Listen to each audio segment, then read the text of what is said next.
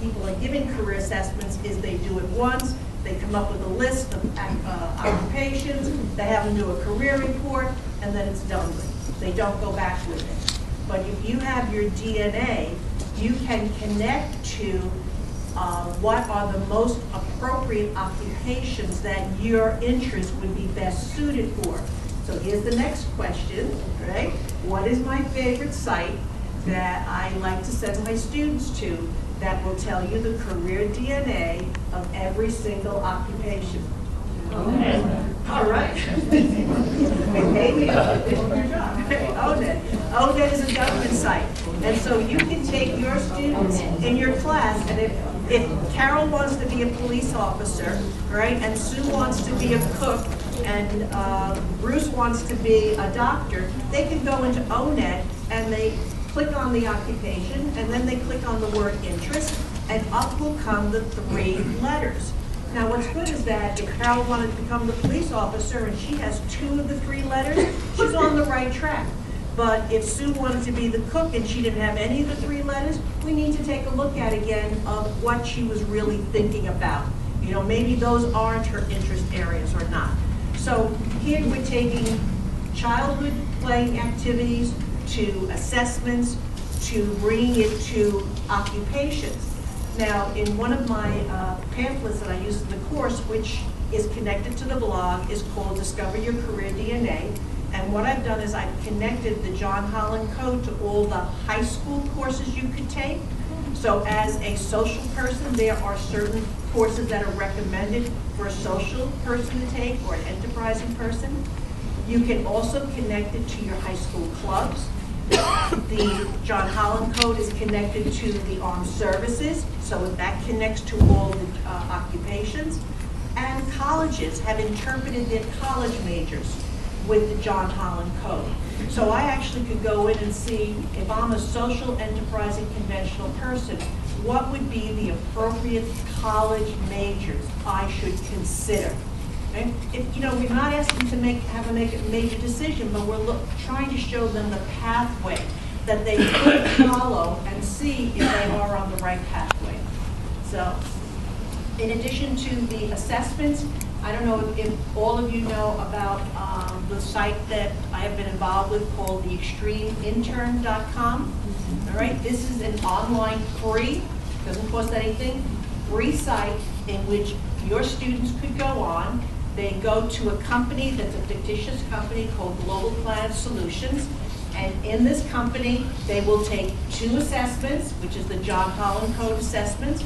And based upon the assessments, they will then go off, get in a plane, and fly to Hawaii to do investigative types of internships, or they go to Paris, France to do artistic internships, or they go to New York City to do enterprising.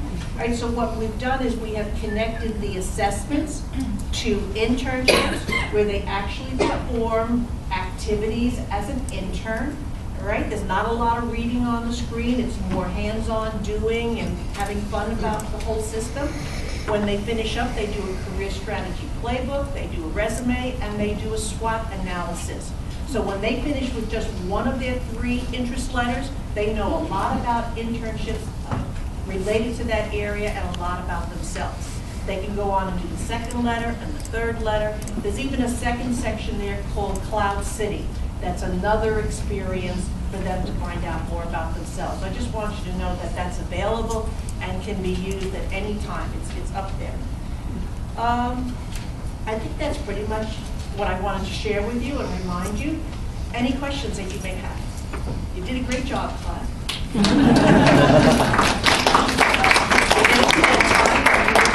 Mary Pat, are we just about finished? Or? I have one more thing to add, Sue. Go ahead. Let me add something. Your question about the farmers, my head's going on it. Last Thursday, those of us in here were getting CTE approved programs. One of the parts of that is you got to have a advisory board, right? So last Thursday we had our advisory board, and Cheryl's counterpart spoke to us, and she did a presentation on the career pathways. Well, we have about 25 business people sitting on ours, and Joe knows who I'm talking about here. Collins and Scoville, CS Arch, and it's an architect firm here in Albany, and we use them. And I had a kid there in the fall doing architecture, and he's taken our kids for 20 years. You know, I've gone there and they've taken a kid positive. Maybe 2 kids didn't work out so good, you know, low key, kid, you know, didn't get a great evaluation. But anyway, you're getting to your advisory board. You're from where? BOCES, Cap Region. Somebody there must have a connection for you with pharmacy, because I got one the other night. I needed a student who wanted specifically to do OBGYN. Got me an Ellis Hospital, a doctor who does OBGYN. I got the kid into that.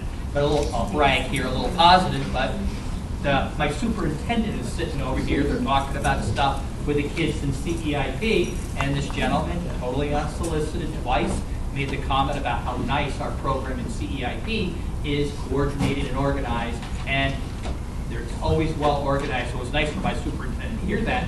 Your advisory board would be a great resource to get some people if you're needing that. If they have connection, you got to connect with the business people, and those connections and networking with the LinkedIn and stuff is really great to be able to get that. You made me think about that with your little story. Definitely. I've always said that your advisory board needs to be at least 2/3 representatives of employers and only 1/3 of educators. Don't let that advisory board become 90% educators sitting around a table with 1 or 2 employers. You won't have enough contact, so you have to work on getting that board. Yeah, our advisory board was, and again, I'm very lucky. I'm in a great school system, a good system as a whole, and anybody from the capital region knows we have a lot of good schools around here in Albany. You know, the suburbs of Albany, all the schools are very, very good. So we're very fortunate in that sense. But that advisory board has really opened up the doors for me to get to lots of places, just like the lady from the Labor Department and Career Zone. You know, they're sending letters to all the superintendents about Career Zone. If you're not using it, because then you're going to look good to your superintendent. You know, you're going to play the politics a little bit with this stuff too. And so much of the work-based learning is politics. You know, you got to play the politics. It's so difficult about who's who and what and who's playing where, and you got to learn how to play that politics with work-based learning. How many in the room have an advisory board? Okay, good. So there's quite a few. I think it's very important that all of the things that we're talking about over the next 2 days, we also connect into using our advisory board members as an integral part of the CDOS when you're looking for placements, for your CEIPs, for your co-op, and things like that.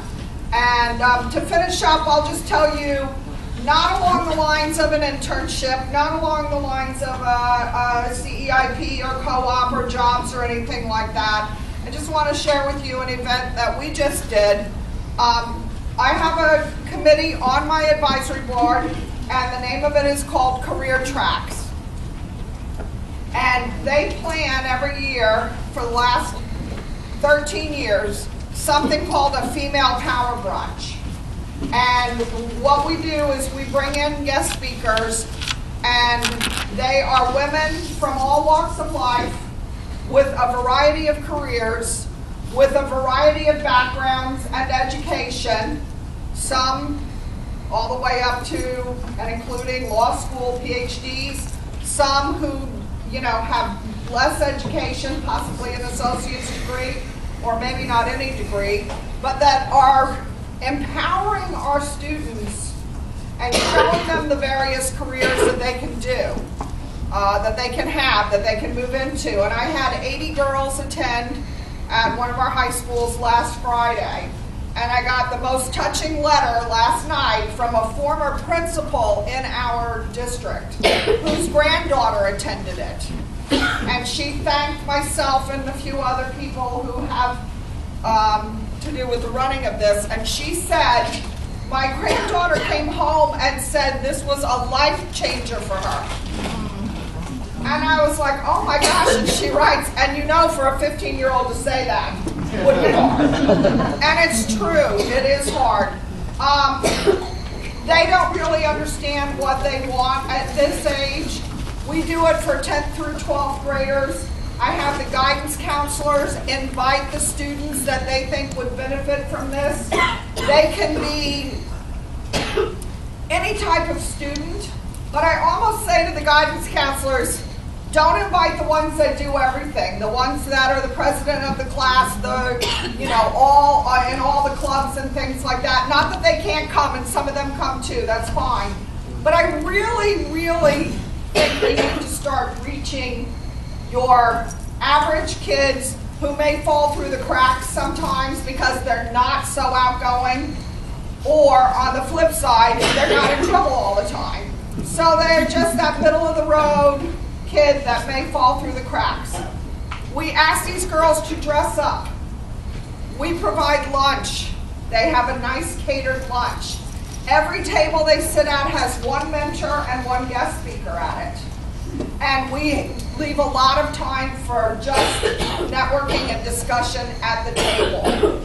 And I had speakers, had a lady, she worked at this Bob's Reptile Jungle, it's called. Yes. And she walked in, I was so relieved she didn't have any cages or anything with her. Didn't realize that in the black leather bag that she had over her shoulder that was like a designer bag to me, in the middle of her speech, she pulled out a bearded lizard that was this big. A bearded dragon lizard, and she wrapped it around her neck. And the girls loved this, though. They loved it. So you appeal to the kids that were really into animals and things like that. But the woman was a bookkeeper for the place.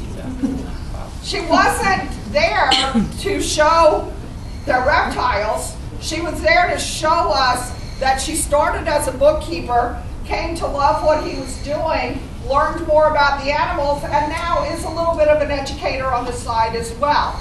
So she led them through all the steps of her career, and she said, who would have thought I'd be standing here with a lizard wrapped around my neck, you know?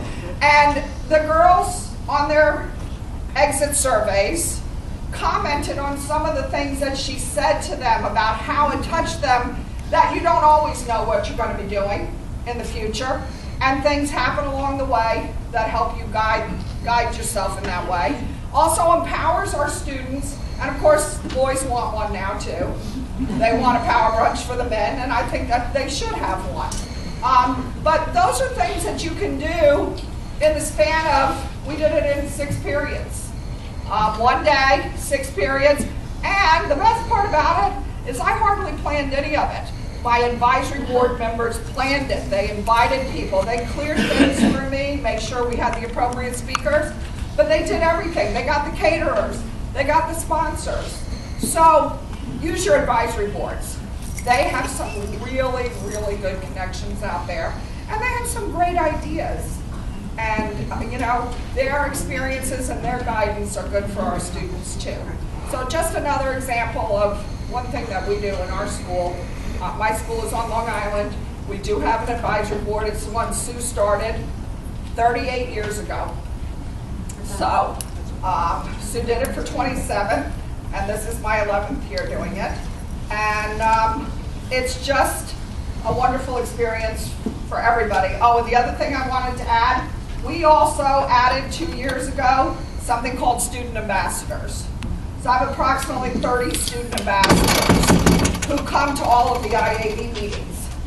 Countless numbers of internships have been created by them coming. They get dressed up, they wear the full suit and tie, the girls wear the appropriate dress, they network with the people, and you know what? Sometimes they come up to me and they go, oh my God, so-and-so just offered me an internship. So sometimes I'm not even involved in that at all.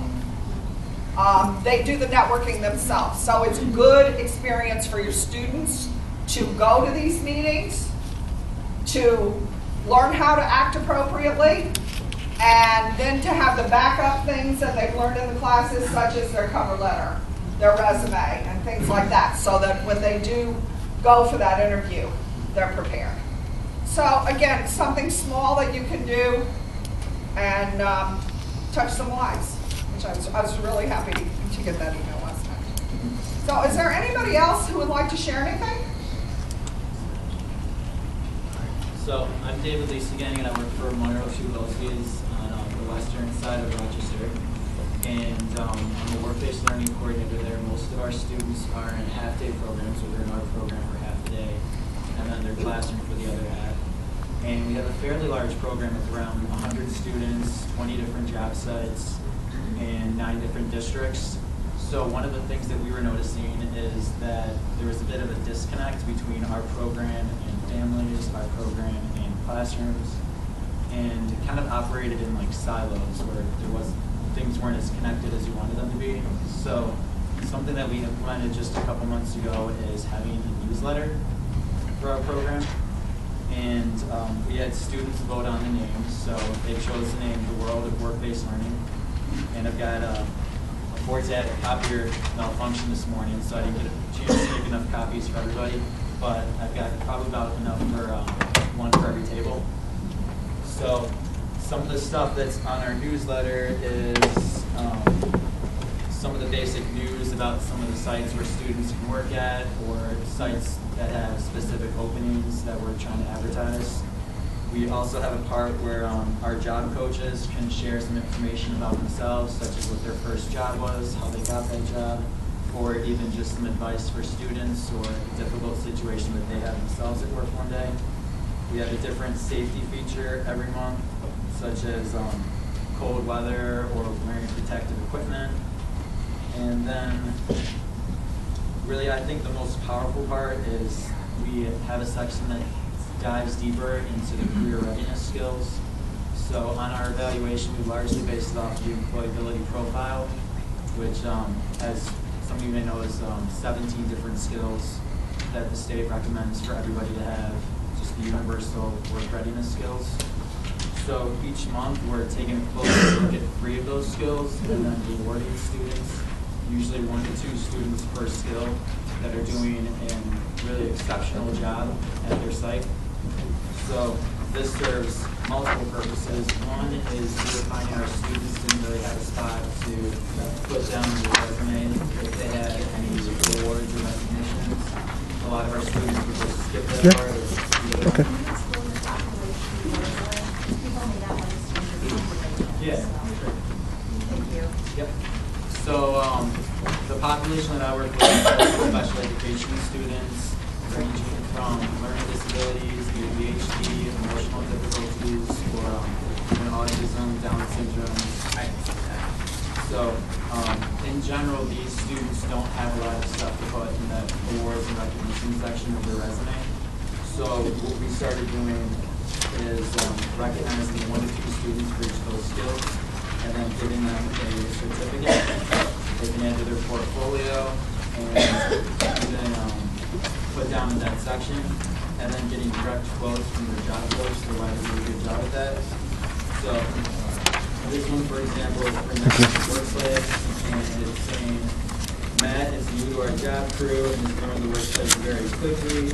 He even texts Matt and he's not sure where to go. So most of the 2 sections is explaining why they received that award. And then another part of the skills is that we noticed that a lot of the evaluation scores that our students receive are not as accurate as we want them to be. So having those little tidbits, like the 1 or 2 sentences, really shows what a 4 out of 4 looks like. Because a lot of students were getting a 4 out of 4, and then when we dive a little deeper, we felt that they weren't really at that skill level. And then another thing that we did too is for each of those skills, we have a section about how you can practice the skill at home, at school, or at your job. So, for example, for the skill of attendance, we wrote down that students can practice it by role-playing, calling in sick to work, or even reading a script or writing down a script what they would say if they were out sick. For the skill of taking initiative, we wrote down that